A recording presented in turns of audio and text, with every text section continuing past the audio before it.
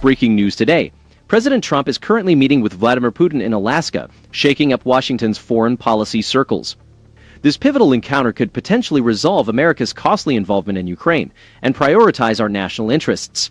Stay with us for updates. Hello, and welcome to That News Show, where we discuss the latest facts, fakes, and hypocrisy as reported by the legacy media. Let's roll the tape.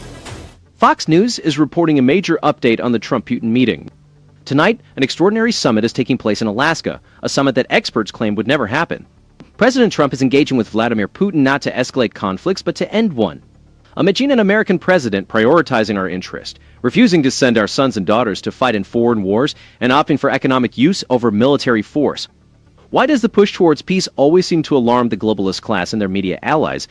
Perhaps because genuine diplomacy undermines their influence.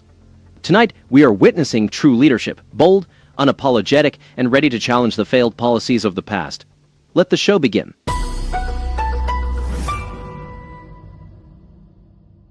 Come to an agreement. They didn't do that, and he bombed the hell out of them and obliterated their nuclear program. The president has similar sticks in his arsenal that he could use to try to push Russia further back on its heels if things don't go the way that he wants. But he believes that if anyone is able to work this thing out, it's him, and it doesn't necessarily have to happen through the regular ways that of diplomacy that every other president has employed. So let me come back to what you said just a second ago, Jackie, about Putin coming in with a whole list of demands that go well beyond the Ukraine war, such as strategic offensive weapons, nuclear. What we are witnessing is a significant shift from the previous administration's cycle of failed diplomacy and reckless escalation. Rather than adhering to the same globalist strategies that entangled us in foreign conflicts, the current administration prioritizes American interests, focusing on achieving tangible results through diplomacy rather than combat. The fact that Russia came to the table with a complete list of demands, including major changes to nuclear arms control, highlights the use the United States has gained through steadfast economic pressure and a rejection of conventional international approaches. This administration's strategy of involving top-tier experts like the Secretary of State and trusted advisors, rather than secretive deals, demonstrates a serious commitment to safeguarding American security and avoiding the indefinite commitments that risk direct conflict with a nuclear nation. This contrasts sharply with the previous administration, which hastily supported Ukraine, advocated for NATO expansion, and overlooked the potential for nuclear escalation, actions that only serve to embolden our adversaries and burden American soldiers and taxpayers with an indefinite conflict. Currently, the focus is on negotiating a ceasefire, preferring economic measures over military intervention. The president is proving that it's possible to deter Russian aggression without escalating to a global conflict. Integrating business interests into these discussions is a strategic choice, as economic incentives rather than mere threats are coaxing Moscow to the negotiating table. The message is clear. Peace offers opportunities, but continued aggression will lead to further isolation.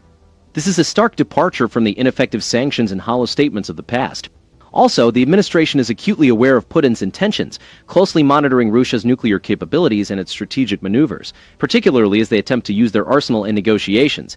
The credibility of Russia's nuclear threats diminishes as the United States maintains its resolve and avoids being manipulated. While the arms race remains a concern, particularly with new technologies and the erosion of historical treaties, this assertive, America-first diplomacy is our best chance at achieving stability without compromising our interests.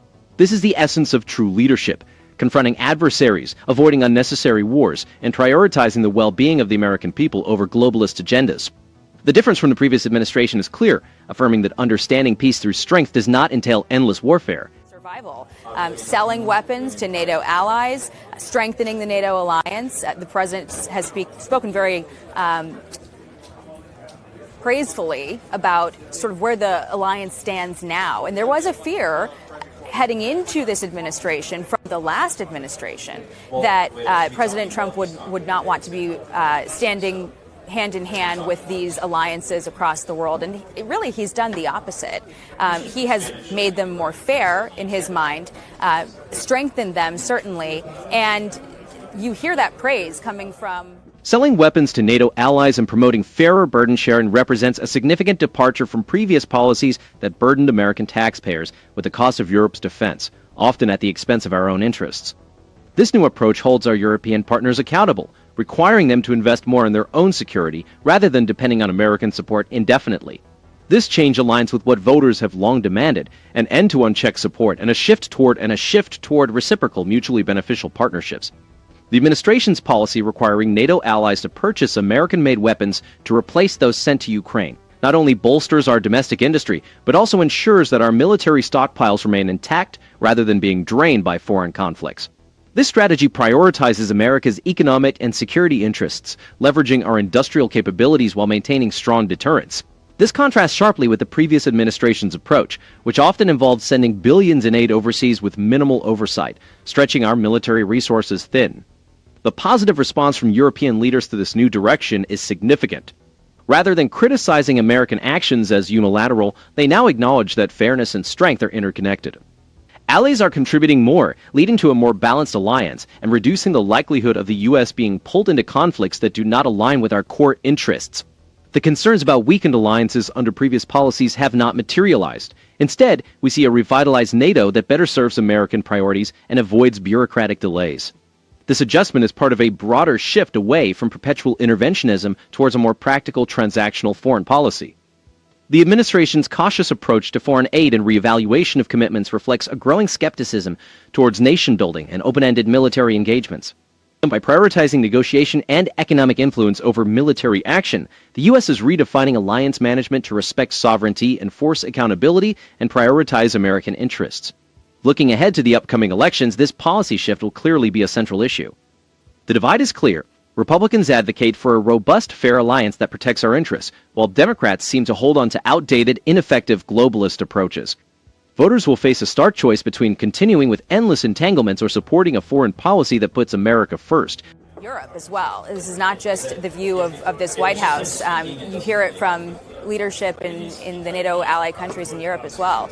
And including one official telling me this morning that if President Trump can get this done and can hash out a peace deal that's fair to Ukraine, they will be joining the list of names vouching for President Trump's nomination for the Nobel Peace Prize. Yeah, so Hillary Clinton. It's really been a different sort of landscape. Support for a negotiated settlement extends beyond Washington. European leaders and NATO officials now openly advocate for a peace deal brokered through direct engagement rather than escalation. This approach, signaling a critical moment for the region, has even led to discussions about nominating President Trump for the Nobel Peace Prize, highlighting the global endorsement of a practical America-first strategy after years of ineffective establishment tactics. Fox News has been critical in covering these developments, offering in-depth reporting on the summit's format and the administration's efforts to secure a ceasefire in Ukraine. The network excels in providing real-time updates and exclusive interviews with senior officials involved in the negotiations. By including key advisors and experts, Fox News enhances transparency and helps viewers grasp the complexity and seriousness of the administration's strategy. The network could enhance its coverage by more critically examining the long-term effects of economic incentives offered to Russia. While it rightly highlights the use from targeted tariffs and potential business partnerships, there is a need for a deeper analysis of how these economic strategies could impact the broader Western alliance, especially if European partners are pressured to ease sanctions prematurely. Including a broader range of expert opinions on the economic risks could provide a more complete view of the potential challenges. Visually, Fox News effectively engages viewers by placing them at the heart of the summit through on-the-ground correspondence and clear graphics, making the stakes clear for both American and European audiences. The network's focus on the summit's strategic importance remains sharp and insightful.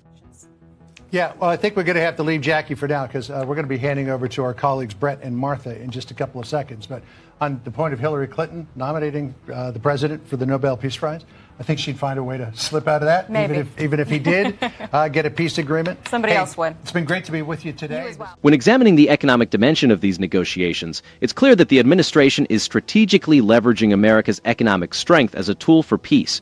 By inviting hundreds of Russian business leaders to Alaska, the move goes beyond a mere diplomatic gesture. It strategically highlights the influence of the American marketplace. For families at home, consider this analogy. Owning the best store in town attracts everyone, but the doors remain closed until the rules are followed. This is precisely what's unfolding.